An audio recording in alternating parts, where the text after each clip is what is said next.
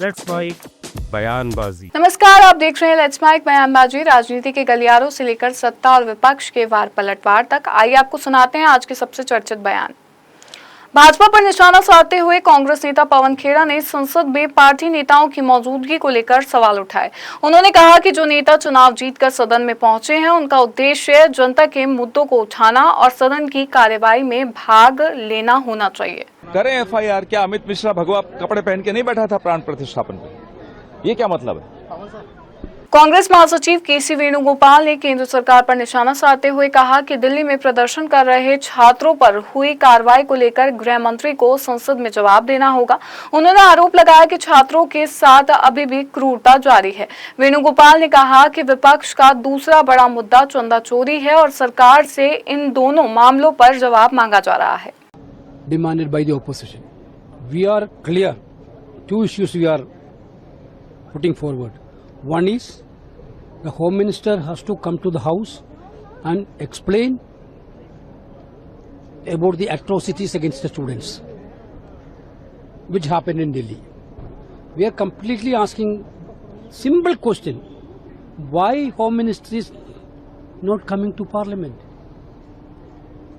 Why is running away from the Parliament? What is the reason? Every session you can see that every session Home Minister was very active. Last 2 years we can see that every session, Parliament session, whether it is his bill or any other's bill, he used to be active. But this session he is not even coming to the Parliament, coming to the Lok Sabha or Rajya Sabha. No, our demand is very clear. Still now atrocities against the students are going on. Attack on students are going on. Still now, their mindset is very clear. We need an answer. The country need an answer from the Home Minister. This is the demand from students also. This is the demand from parents also. Entire opposition asking an answer from the Home Minister. Number two, Chanda Chori. Chanda Chori is not an issue at all. The donation, poor people are given donation to the Ayodhya temple. That has been completely taken away by BJP supporters. Bhajpa सांसद निशिकांत दुबे ने JPSC को लेकर झारखंड सरकार पर निशाना साधा। उन्होंने कहा कि छात्र अपनी मांगों को लेकर आंदोलन कर रहे हैं और पिछले 7-8 वर्षों में जेपीएससी में भाई भतीजावाद और भ्रष्टाचार के आरोप लगे हैं। दुबे ने कहा कि झारखंड के युवाओं को नौकरी नहीं मिल पा रही है और पेपर लीक जैसे मामलों पर भी कोई संज्ञान नहीं लिया जा रहा है। उन्होंने आरोप लगाया कि जेपीएससी में कांग्रेस और जेएमएम से जुड़े लोग शामिल हैं। वो छात्र है और वो छात्र अपने जेन्युइन डिमांड के लिए पिछले 7-8 साल में Jharkhand public service commission, Jharkhand staff selection commission में केवल भाई भतीजावाद और भ्रष्टाचार हुआ है। जो झारखंड के बच्चे हैं वो जेन्युइनली नौकरी नहीं कर पा रहे हैं, उनको नौकरी नहीं मिल पा रही है। जो गरीब बच्चे हैं उनको तो और भी नहीं मिल रही है। इसके लिए झारखंड में लगातार आंदोलन चल रहा है और मेरा आप लोगों से आग्रह होगा कि आप लोग इन चीजों को दिखाइए कि जेन्युइन छात्र का आंदोलन क्या होता है, कांग्रेस का असली चेहरा क्या है, झारखंड मुक्ति मोर्चा का असली चेहरा क्या है, समाजवादी पार्टी का असली चेहरा क्या है। कोई भी व्यक्ति जो है उसका संज्ञान लेने को तैयार नहीं है। उनके राज्य में पेपर लीक का मामला है, उनके राज्य में भ्रष्टाचार का मामला है, उनके राज्य में भाई भतीजावाद का मामला है। जेपीएससी के जो मेंबर हैं वो कांग्रेस के सदस्य हैं, जेपीएससी के जो मेंबर हैं वो झारखंड मुक्ति मोर्चा के सदस्य हैं। आप इससे ज्यादा जो है ढफोर सिंह की नीति कांग्रेस और विपक्षी पार्टियों का क्या कह सकते हैं। हमारी संवेदना उनके साथ है और भारतीय जनता पार्टी, आपको पता है कि यहाँ भी हमने आंदोलन किया। हम महात्मा गांधी जी की मूर्ति के सामने भी हमने मौन व्रत रखा और हम पार्लियामेंट जब चलेगा तो हम उनके मुद्दे को उठाएंगे। हम सड़क पर भी लड़ रहे हैं और संसद में भी।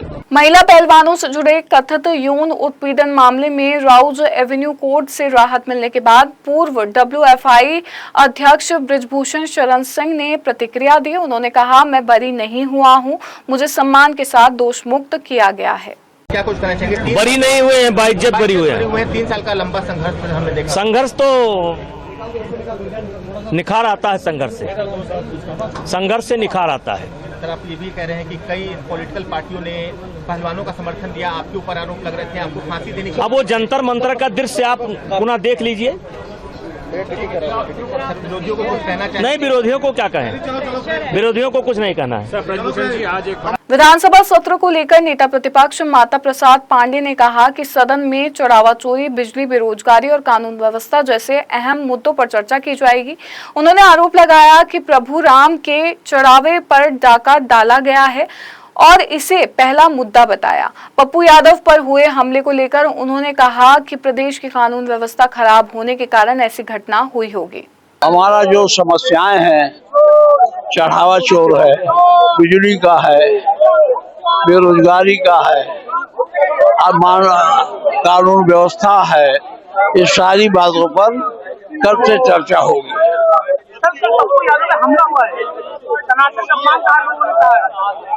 अब देखिए, ये सरकार का विषय है, इनकी कानून व्यवस्था खराब है, इसलिए पप्पू पर हमला हुआ होगा। कांग्रेस के क्या मुद्दे हैं इस बार? अरे वही बात तो कल भी आप पूछे थे भाई, आप देख रहे हो, हमारे सचेतक सब बता रहे हैं। चलो,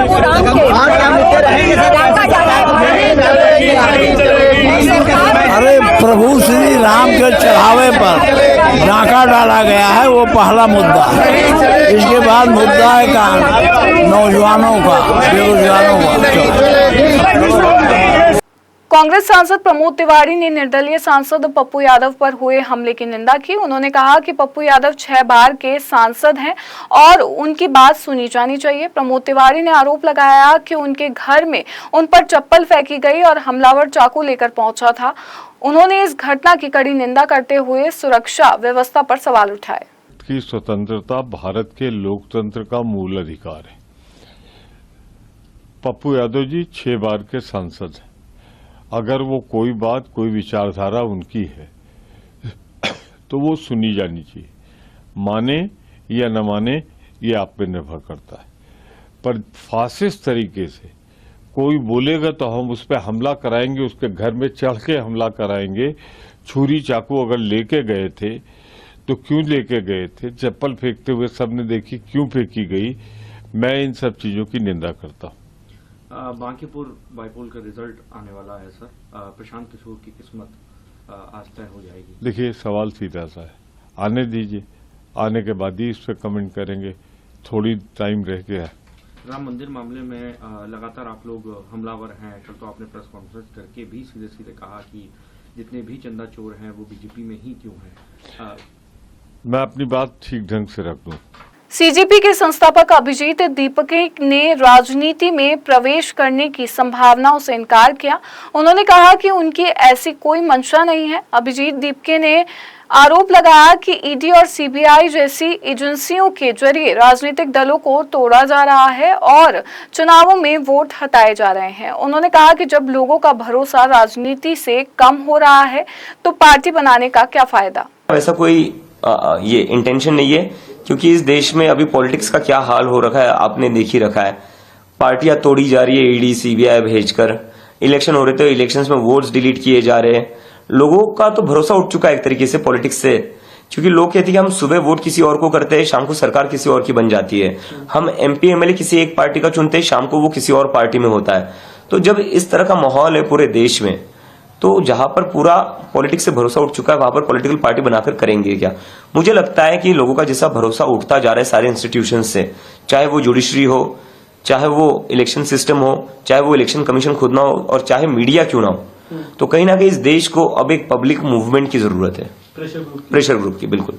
आम आदमी पार्टी के राष्ट्रीय संयोजक अरविंद केजरीवाल ने एथेनॉल नीति को लेकर केंद्र सरकार पर सवाल उठाए। उन्होंने कहा कि प्रधानमंत्री को संबोधित ऑनलाइन याचिका पर कम समय में करीब 2,33,238 लोगों ने हस्ताक्षर किए हैं। केजरीवाल ने बताया कि कल दोपहर 12 बजे वह अपने कार्यालय से करीब 100 लोगों के साथ प्रधानमंत्री आवास की ओर रवाना होंगे। उन्होंने कहा कि वह ये याचिका प्रधानमंत्री को व्यक्तिगत रूप से सौंपना चाहते हैं और इथेनॉल नीति में खामियों को लेकर चर्चा करना चाहते हैं।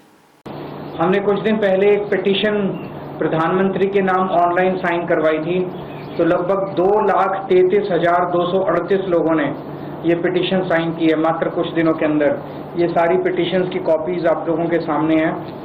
तो कल प्रधानमंत्री जी को ये पिटीशन सौंपने के लिए मैं 100 लोगों के साथ 12 बजे अपने दफ्तर से यहाँ से निकलूंगा प्रधानमंत्री जी के घर की तरफ, और ये पिटीशंस हम चाहते हैं कि पर्सनली उनको हैंड ओवर करके आएँ और उनसे चर्चा करें कि कैसे इथेनॉल जो है वो गलत है और लोग किस तरह से परेशान हैं।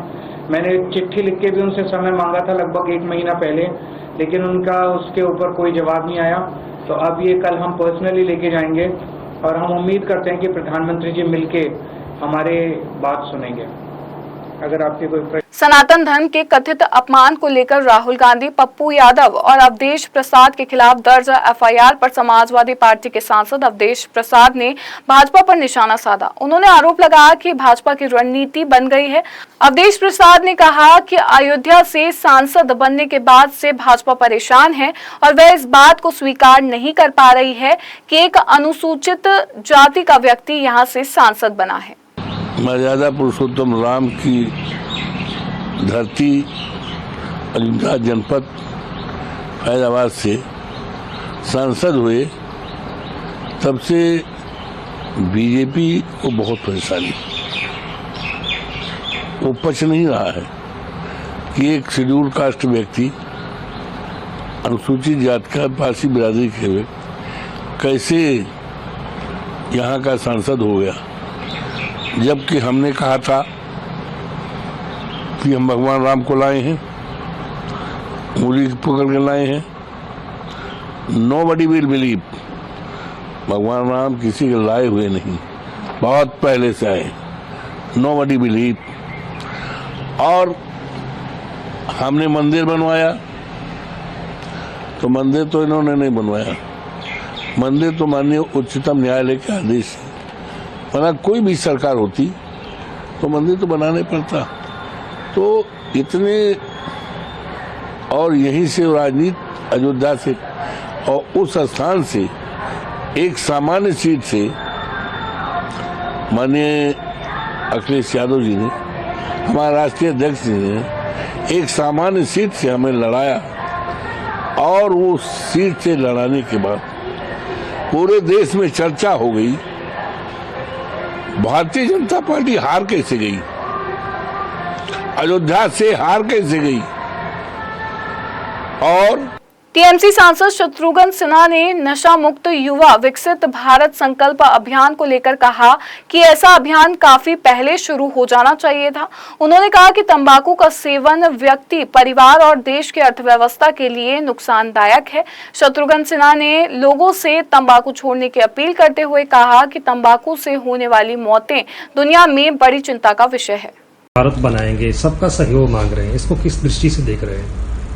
नशा मुक्त भारत के लिए तो मैं बहुत पहले से ही, ये तो बहुत पहले होना चाहिए था, और मैं चंद लोगों में से हूं जो आज पार्लियामेंट में हूं। पार्लियामेंट में नहीं था तब से मैं, लोगों को पता है कि मैं एंटी टोबैको कैंपेन, मुझे लगता है तंबाकू सेवन सिर्फ आपके और आपके परिवार के लिए नहीं, बल्कि देश की इकोनॉमी के लिए भी और आपके आसपास जो लोग रहते हैं उनके लिए भी बहुत ही घातक है।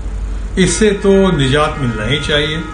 आज ये भी कहा जा रहा है कि मैं हमेशा कहता हूं, से नो टू ड्रग्स, से नो टू ड्रग्स, बिल्कुल। और साथ में आपने ये एंड टोबैको से छुटकारा पाऊं। निजात पाने के लिए मैं केबा हुआ है कि मैं कोशिश करता हूं, आज पूरा दुनिया में आज सबसे ज्यादा मौतें जो हो रही हैं वो टोबैको की वजह से हो रही है। उसमें हार्ट का मामला आता है, उसमें आपको कैंसर का मामला आता है, उसमें आपको जितना आप पीते हैं या खाते हैं सिगरेट, तंबाकू, च्यूइंग टोबैको, ये सब करते हैं आप, गुटखा हो, खैनी हो, जर्दा हो, सिगरेट हो, बीड़ी हो, इन हुक्का हो, इन चीजों से आपको बहुत तकलीफ है। दुनिया में सबसे ज्यादा मौत अगर किसी चीज से होती है तंबाकू रिलेटेड डिजीज से होती है, ये जानना बहुत जरूरी है। और आज नशा के बारे में कह रहे हैं, नशा को दूसरा भाग ये ड्रग्स के बारे में कहा जाए तो ड्रग्स जो है सोसाइटी को बर्बाद। फिलहाल लेट्स माइक बयानबाजी में बस इतना ही। आप बने रहिए लेट्स माइक के साथ। नमस्कार। आप सुन रहे थे let's mike more than radio. Follow कीजिए हमें हमारे सोशल मीडिया प्लेटफॉर्म्स पर। आप सुन रहे थे लेट्स स्माइल मोर देन